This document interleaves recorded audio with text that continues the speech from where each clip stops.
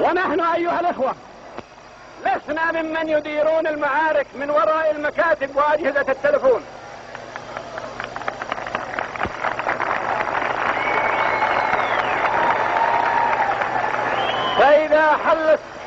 فإذا حلت الساعة ودق جرس الحرب والنضال فستروني أنا بنفسي وإخوتي وأبنائي أمامكم.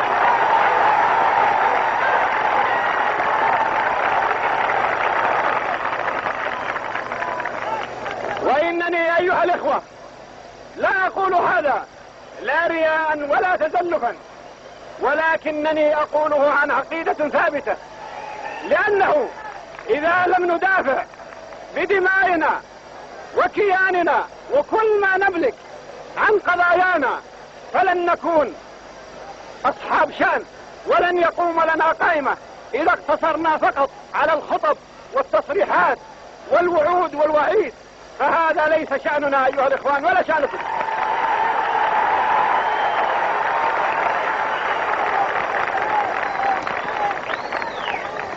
ونحن حينما نصارح بسياستنا لا يهمنا أن يزعل الغرب أو أن يتكدر الشرق، لأن الشرق والغرب اتفقوا على هضم حقوق العرب وسلبهم أراضيهم المقدسة.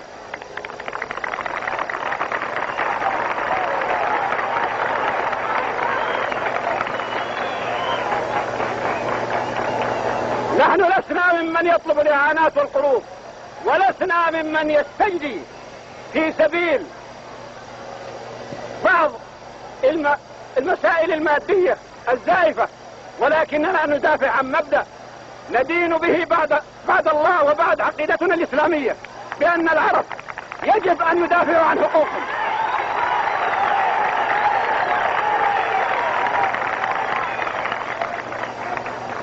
أيها الأخوة الكرام، نحن كما قلت لا نريد من إخواننا العرب إلا أن نتصافى فيما بيننا بأخوة ونتعاون على إسعاد شعوبنا والنهوض بها، وألا نستعمل قواتنا وبوليسنا في التدمير والتخريب وفي إرهاب المواطنين وفي سلب أموالهم وحرياتهم وكرامتهم، فهذا ليس.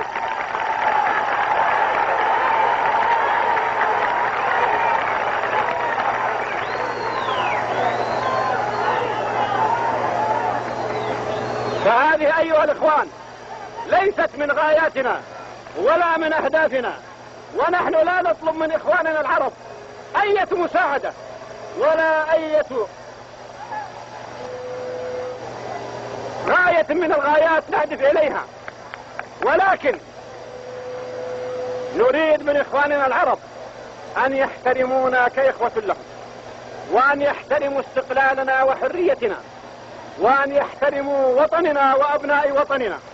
أما من أراد أن يغمط هذه الحقوق وأن يعتدي فسيقابل بأشد ما يمكن من قبلكم أنتم أيها الإخوان.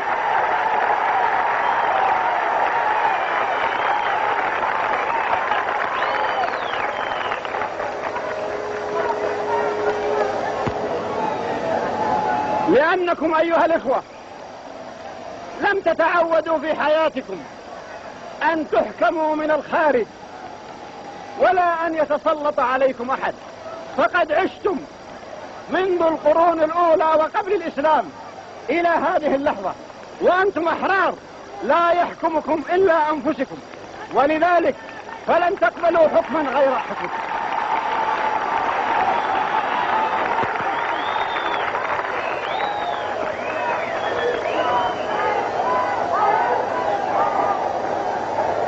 أما من مد لكم يد الأخوة والمحبة والتعاون فستفتحون له قلوبكم قبل أيديكم، وهذا واجب على كل عربي ومسلم.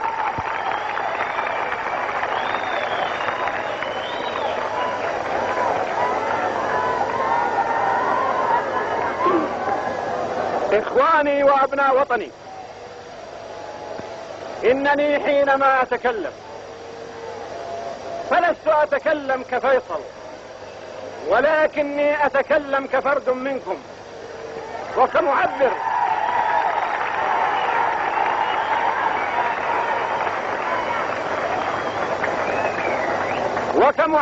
عن مشاعركم أنتم، لأن هذه الأشياء تخصكم أنتم قبل أن تخصني أنا، وما أنا إلا تابع لكم ومتجه بتوجيهكم وبإرشاداتكم.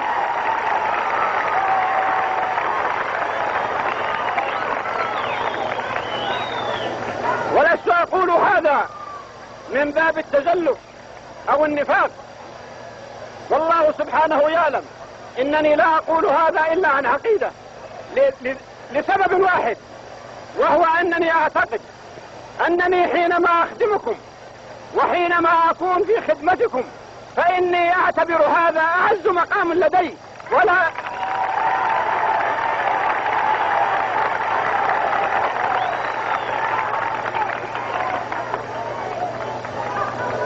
وإذا كان هؤلاء الناس يهتمون أو تروق لهم الألقاب والأسماء كملك وخلافة، فوالله لن تقوم عندي هذه مقام شعرة في سبيل خدمتكم وفي سبيل الاعتزاز بكم أنتم